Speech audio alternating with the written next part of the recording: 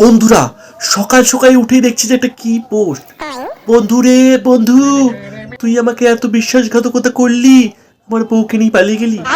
বললি বউয়ের সাথে কথা বলছি আমি, কিছু মাইন্ড করবি না তো? পারমিশন দিলাম, সারা বউকে নিয়ে পালিয়ে গেলি। কি হচ্ছে বলো দুনিয়াতে?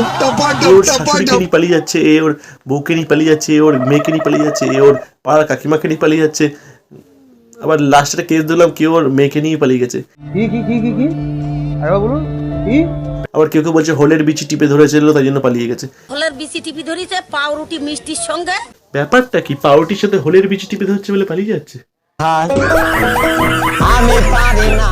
জিনিসটা কি হচ্ছে আমি তো ওটাই বুঝতে পারছি না, সব পালিয়ে যাচ্ছে কেন?